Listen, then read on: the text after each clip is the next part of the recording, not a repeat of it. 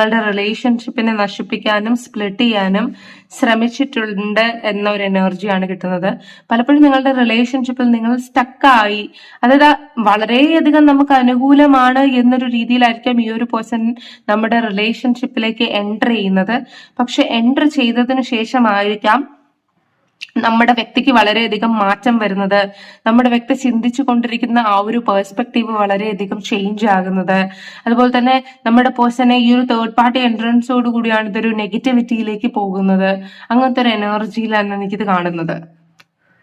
And guys, പലപ്പോഴും third party situation ഉള്ളത് കൊണ്ട് തന്നെ ഇവരുടെ മനസ്സിലുള്ള ട്രൂ ഫീലിങ്സ് പലപ്പോഴും ഇവര് അതല്ല എന്ന രീതിയിൽ നിങ്ങളുടെ മുന്നിൽ പ്രിറ്റൻഡ് ചെയ്യാൻ കാണിക്കാൻ ശ്രമിച്ചിട്ടുണ്ട്. അല്ലെങ്കിൽ എനിക്ക് നിന്നോട് യാതൊരു ഇമോഷനും ഇല്ല.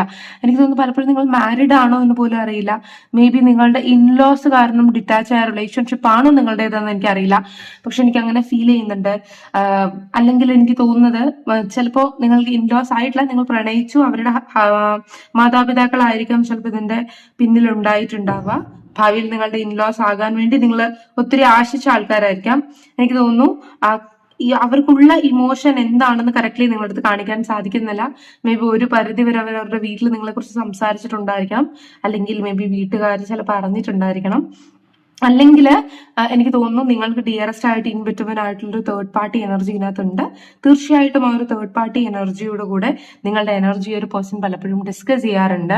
ആൻഡ് ആ ഒരു പേഴ്സൺ പലപ്പോഴും നല്ല വഴിയല്ല ഒരിക്കലും തെളിച്ചുവിട്ട് തരുന്നത്. നിങ്ങൾ നല്ല വഴിയിലേക്ക് നിങ്ങളുടെ പേഴ്സണെ നയിക്കാൻ ശ്രമിച്ചിട്ടുണ്ടായിരിക്കാം. പക്ഷെ അവര് അതായത് ചീത്തയായിട്ടുള്ള കാര്യങ്ങൾ നല്ലതാണ് എന്ന രീതിയിൽ കാണിച്ചു കൊടുത്തിട്ട്, നല്ല കാര്യങ്ങൾ മോശമാണെന്ന രീതിയിൽ കാണിച്ചു കൊടുത്ത് ഈ ഒരു പേഴ്സണെ തെറ്റിദ്ധരിപ്പിക്കപ്പെട്ടിരിക്കുന്ന ഒരു സോണിൽ നിർത്തിക്കുന്നതായിട്ടാണ് എനിക്ക് കാണുന്നത്. പക്ഷെ ഈ ഒരു പേഴ്സൺ ഒത്തിരി നാൾ നിങ്ങളുടെ അടുത്തൊന്നും പല കാര്യങ്ങളും മറക്കാൻ ശ്രമിക്കുന്നില്ല. ആൻഡ് ഈ ഒരു തേർഡ് പാർട്ടിക്ക് ഈ ഒരു നിങ്ങളുടെ പേഴ്സണുമായിട്ട് അറിയുന്ന ഒത്തിരി കാര്യങ്ങൾ ഉള്ളത് കൊണ്ട് തന്നെ പലപ്പോഴും ഈ ഒരു തേർഡ് പാർട്ടികളിൽ നിന്ന് ഡിറ്റാച്ച് ചെയ്തിട്ടോ അല്ലെങ്കിൽ തേർഡ് പാർട്ടിയെ ധിക്കരിച്ച് നിങ്ങളുടെ അടുത്തേക്ക് വരാൻ സാധിക്കുന്നില്ല. കാരണം ഇതിനകത്ത് ഈ ഒരു പേഴ്സന്റെ ഡീപ് ട്രൂ ഫീലിങ്സിൽ എനിക്ക് മനസ്സിലാവുന്നത് നിങ്ങളോട് ഒത്തിരി കാര്യങ്ങൾ ഈ പേഴ്സൺ മറച്ചു വെച്ചിട്ടുണ്ട്.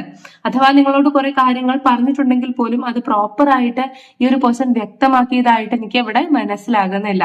അപ്പോൾ അങ്ങനത്തെ കാര്യങ്ങൾ ഈ തേർഡ് പാർട്ടി വെളിപ്പെടുത്തും എന്നുള്ള ഒരു ഭീഷണിയിലോ അല്ലെങ്കിൽ ഇങ്ങനെ പോയാൽ നിങ്ങൾക്കും ഹാം വരുത്തും എന്നുള്ള ഒരു ഭീഷണിയിലോ പലപ്പോഴും ഈ ഒരു പേഴ്സണെ നിർത്തുന്നത് കൊണ്ട് തന്റെ ഇമോഷൻസ് പ്രോപ്പർ ആയിട്ട് പുറത്ത് കാണിക്കാൻ ആ ഒരു വ്യക്തിയെ കൊണ്ടാകുന്നില്ല. താൻ നിൽക്കുന്ന ഈ ഒരു സ്ഥാനത്ത് നിന്നാൽ നിങ്ങൾ സേഫ് സോണിലായിരിക്കും എന്നൊരു രീതിയിലാണ് എനിക്ക് മനസ്സിലാവുന്നത്. എനിക്ക് ഈ ഒരു പേഴ്സണിന്റെ അടുത്ത് നിങ്ങൾ ഡിറ്റാച്ച് ആവുകയാണ് അല്ലെങ്കിൽ ഈ ഒരു പേഴ്സൺ നിങ്ങൾക്ക് അഗേൻസ്റ്റ് എന്തെങ്കിലും ചെയ്തിട്ടുണ്ടെങ്കിൽ ഗൈസ്, അത്